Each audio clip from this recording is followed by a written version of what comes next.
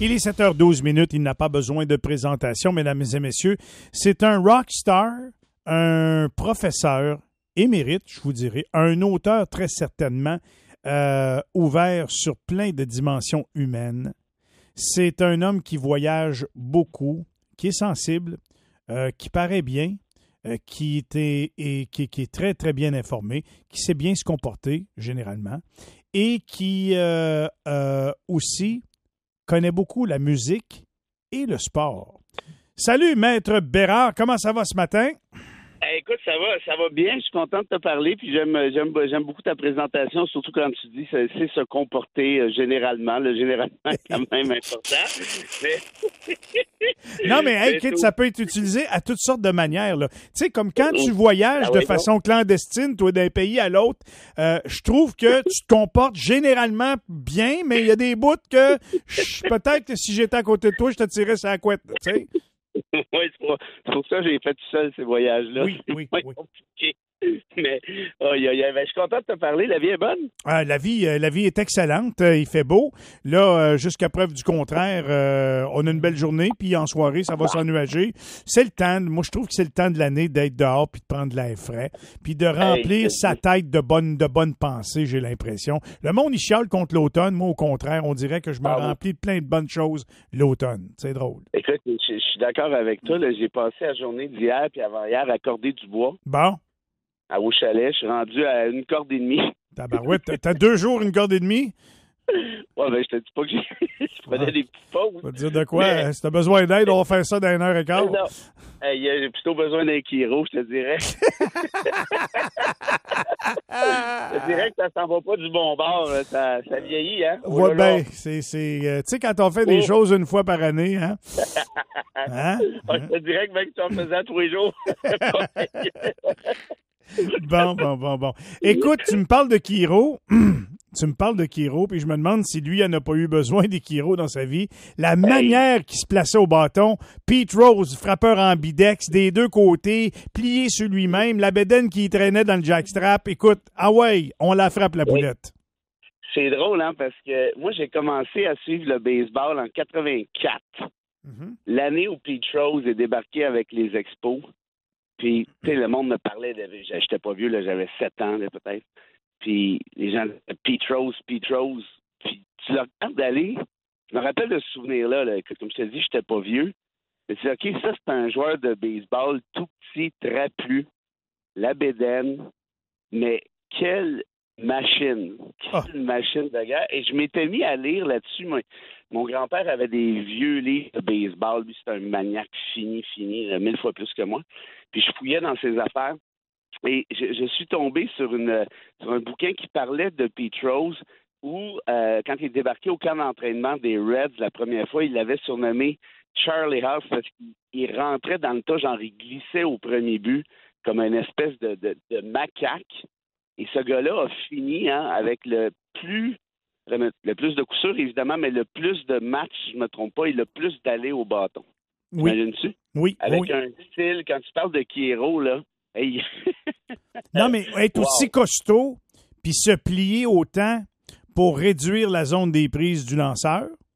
Puis, en même temps, il y avait comme une énergie quand il plaçait son pas en avant. On dirait que c'était toujours constant quand il frappait la balle, toujours de la même façon. C'est un art, ça, de maîtriser. Tu sais, c'était un superbe athlète, vraiment, là. Pete Rose, c'est un des grands qu'on a vu jouer dans le baseball. Malheureusement, c'est après sa carrière de joueur que ça s'est gâté un peu, là. Tu sais? Oui, puis petite parenthèse de rien, allez voir, pour ceux qui s'intéressent sur YouTube, il a frappé un simple ou un double au stade olympique je pense que c'est son 4 millième coup sûr, si je ne fais pas erreur. Oui. Écoute, le stade olympique est jacké là, aux oreilles. Là. Il doit y avoir 62 000 personnes là-dedans. Là. C'est avec le soleil qui rentre là, sur le champ droit. C'est des images mémorables. Hein? Tout à fait. Je pense que c'est un simple, parce que Mickey Mantle avait dit si j'avais frappé autant de simples que Pete Rose, j'aurais porté des robes. Tu sais, dans le temps où c'était encore accepté d'être parfaitement misogyne dans le sport. C'est ça. Parce que c'est un petit frappeur de simples. Puis oui, tu as raison de dire que c'est ça, c'est de valeur parce que ça n'a pas veillé tard par la suite. Là. Il s'est fait, écoute, je ne sais pas ce que tu en penses. Est-ce que sa place... Je te jure, je suis capable de prendre Pete Rose, là, c'était un double en passant, ce coup sûr-là. Je n'étais pas sûr, c'était un double. Oui, tout à fait. Tu as raison. T'as raison. OK. Qu'est-ce que tu fais avec le temple de la renommée? Bon sang. Moi, honnêtement, comment je te dirais bien ça, Fred? Il y a des gens qui vont peut-être pas accepter ce que je vais dire. Moi, je fais la distinction entre le coach, le gérant, puis le joueur. Moi, je pense que pour les performances, moi, je le mettrais au temple de la renommée, mais j'éviterais de dire qu'il a été entraîneur dans le baseball majeur. Ah, ça, c'est pas pire, ça. Tu comprends? J'en ferai pas mention nulle part qu'il a été gérant dans le baseball majeur. Je parlerai de ses performances comme joueur, parce que je trouve que c'est vraiment des performances hors ordinaires. C'est au sommet. Puis, Pete Rose, je dirais pas, en passant, il a été gérant de telle année pour telle équipe. Non, ça, là, son pedigree, c'est fini, on le met aux poubelles. Je garderai juste les statistiques de joueurs de Pete Rose. J'ai une autre question pour toi, parce que c'est celle-là, moi, qui me tarabuste. J'ai pas d'opinion claire. Honnêtement, je devrais peut-être, là, mais j'en ai pas. Je me promène d'un bar puis de l'autre, change d'idée aux 2 minutes. Est-ce qu'on peut pardonner ce genre de truc-là? Est-ce qu'on doit pardonner? Parce qu'on s'entend que c'est grave là, pour ceux qui nous écoutent, qui savent pas de quoi on parle. Non. Et un gars qui parie contre son équipe. Non, ça, c'est de la moralité. Honnêtement, je veux te dire ça de même. Quand les gars ont pris des stéroïdes pour frapper la balle plus loin, le baseball majeur, ça servait bien le baseball majeur que des McGuire puis les autres. Ça faisait leur affaire, ça attirait du monde au stade. Puis fait que là, aujourd'hui, ils sont bien mal foutus de dire de ces gars-là qu'ils ont enfreint des règlements, puis avec toute l'enquête qu'il y a eu, Balco, etc. Moi, je pense que les joueurs là, ont été des victimes là-dedans. Ils n'ont pas été protégés, il n'y avait pas de réglementation, puis c'était comme de la chair à canon, on les utilisait pour vendre des billets. Maintenant, Pete Rose, lui, c'est juste lui. Il essayait de se faire gagner, lui. Tu comprends? C'est contre la moralité de parier sur des parties dans lesquelles toi, tu es partie prenante. Tu sais il signait des balles, il était souvent dans des événements là, de charité ou des trucs du genre. Ben, il y avait plein de scènes.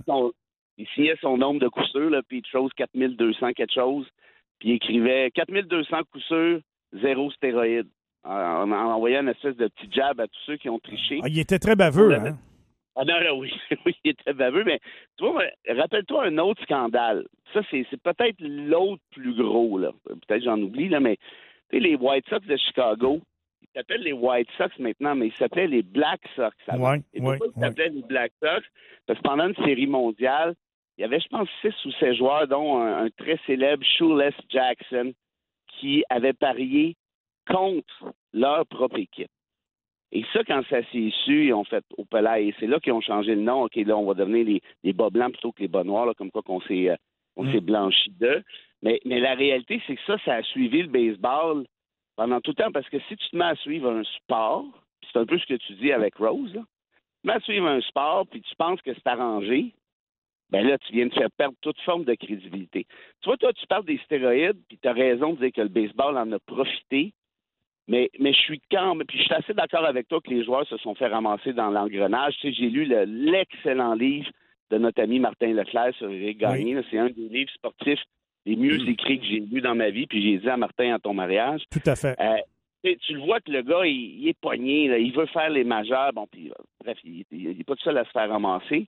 Mais en même temps, puis là, ça, c'est juste Bérard qui parle, t'as triché, t'as pas ta place au temple de la renommée. Donc, parce que tu as un avantage ultra indu sur Joe X qui en fait pas, lui, de stéroïdes. Et de ce fait-là, tu viens faire perdre la crédibilité. Oui, mais il est où le règlement dans le baseball majeur que tu pouvais pas y prendre, les stéroïdes? C'est ça l'affaire.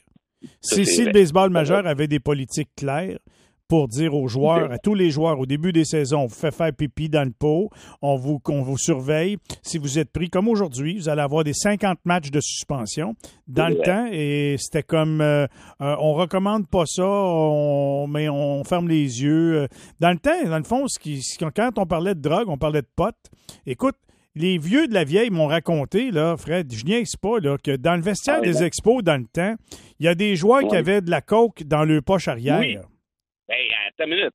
Tim Raines allait à son champ gauche, avec de la coke dans ses poches. Il sniffait de la coke au champ. Non, mais il égrenait ça là, derrière. Puis, ouais.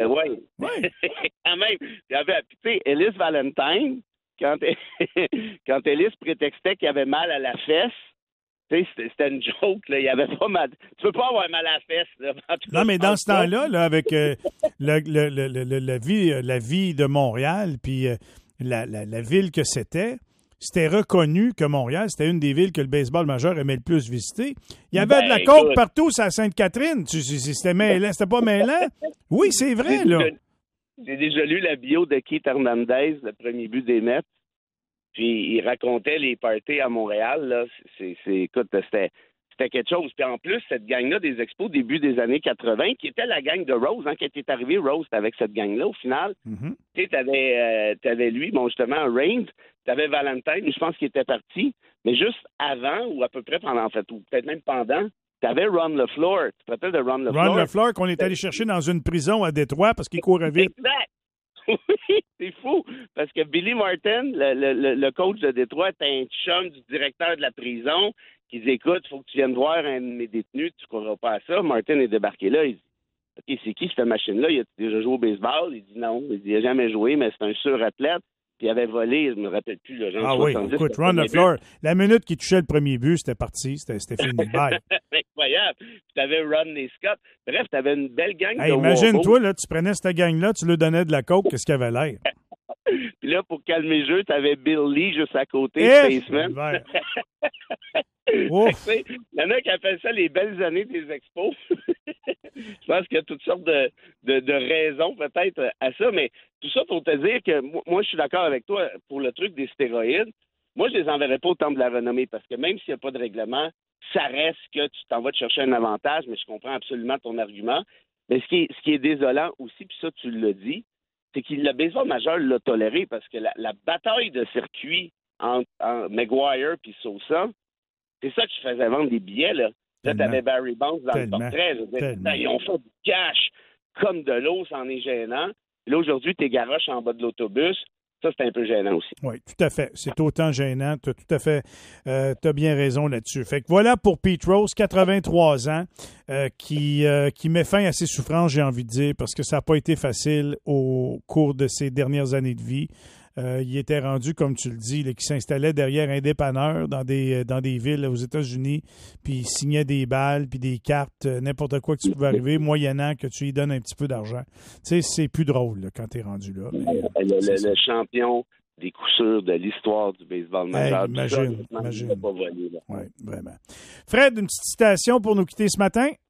Ah ben tu peux être sûr que j'ai pensé à William Shakespeare qui se passe de présentation et qui disait ceci, Michel.